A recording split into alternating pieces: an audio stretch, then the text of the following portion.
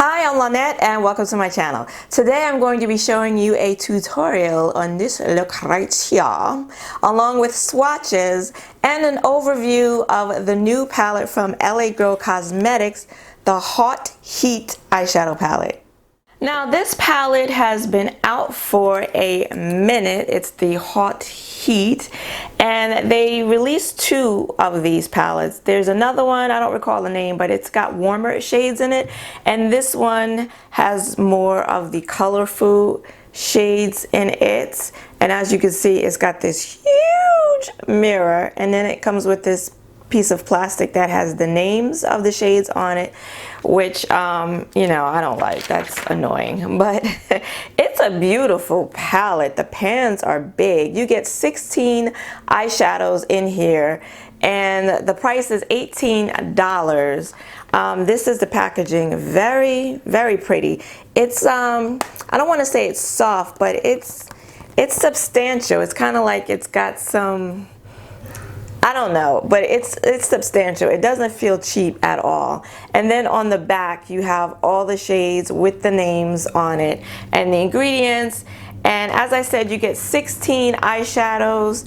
5 of them are matte and 10 of them are shimmers, and one of them, this one right here, is kind of a satin shade. It definitely has some shimmer in it. This shade right here, Island Life, is what ultimately made me buy it. It is this gorgeous duochrome shade. I'm gonna insert swatches for you in a minute.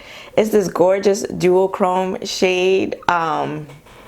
It's like this beautiful turquoise blue with a purple shift.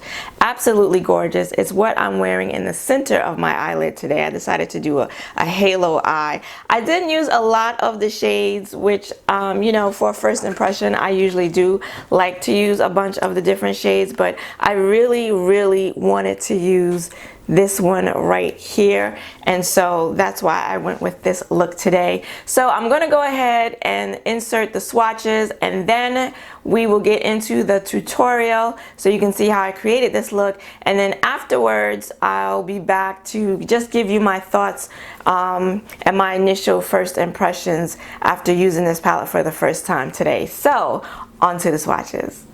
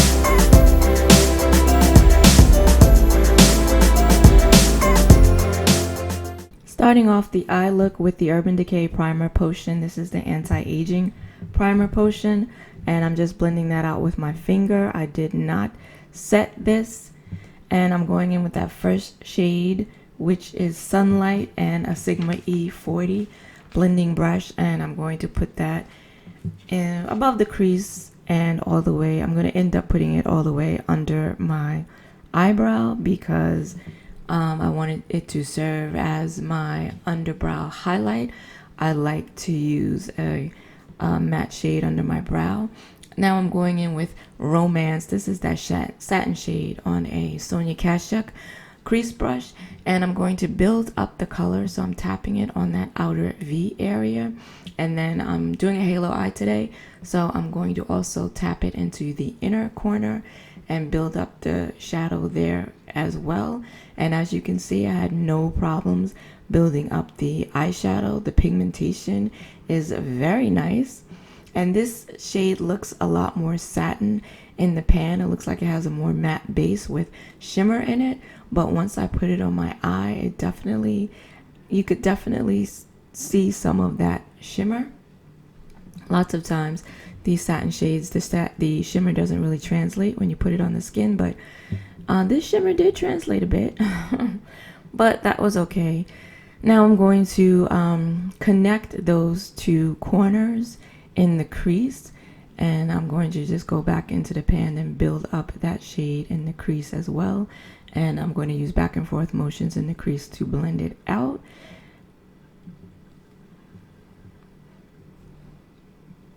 I'm going to leave a space, that little space right there in the middle of the eyelid, because that's where I'm going to add the shimmer shade. And again, I had no problems blending out this shade at all. It's very nice. I enjoyed working with it. Want to make sure you blend out those corners there.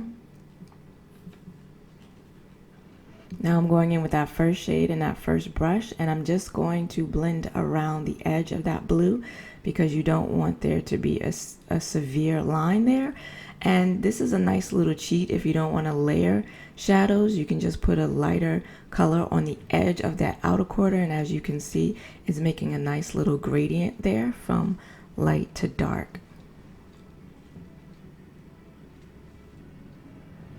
Now I'm taking my NYX Glitter Primer, and I'm just tapping that on that bare spot I left there on the mobile eyelid. And I've been using glitter glue for shimmer shades. I'm going in now with Island Life and a Makeup Geek foil brush, and I've been experimenting using the glitter glue on with my shimmer shades because of the folds in my eyelids and in my crease. The shimmer shades will tend to migrate up into the crease, which is not what I wanted for this look. And as you can see, I went in dry. This is a dry shadow, and look how beautiful it is.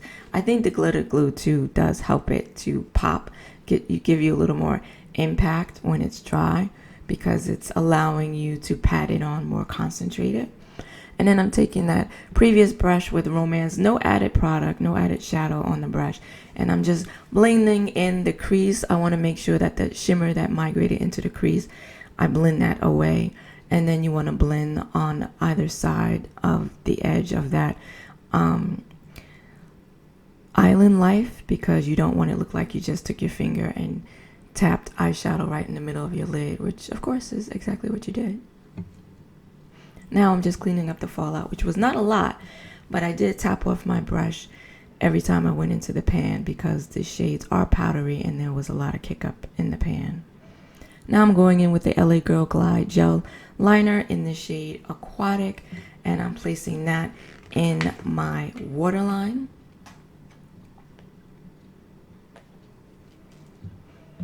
And now I'm using a Makeup Geek pencil brush to go in with Romance again, and I'm just going to blend that on the lower lash line. I'm going to go all the way across, just leaving that very inner corner bare, because I'm going to put my inner corner highlight there.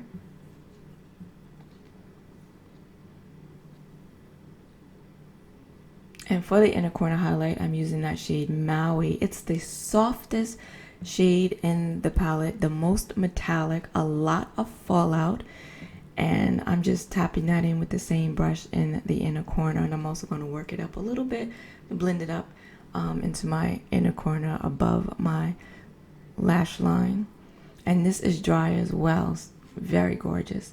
This is the finished look. I used the Inglot number 77 gel liner for my wing and my Kiss Faux Mink lashes in the shade Boudoir. And yeah, I like how the look came out. And that is the completed look. Now, after working with this eyeshadow palette, and mine is looking banged up. I don't know if you can see it or not. I dropped my cell phone in the eyeshadow palette. And thank God this was the only one that really got messed up. After using it today, I do like the look that I created with it. I've never used any eyeshadows from LA Girl Cosmetics before, so this is my first time experiencing their eyeshadow formula. And after only using 1, 2, 3, 4 of the shades in this 16 pan palette, I do like all of the eyeshadows I used today. I think they all performed very well. When I'm using an eyeshadow formula that I'm not familiar with, and when it's more affordably priced, I get really concerned, even with the higher ends though, let me stop lying, even with the higher end brands, I get concerned when I start using these really dark shades, these dark pigmented shades.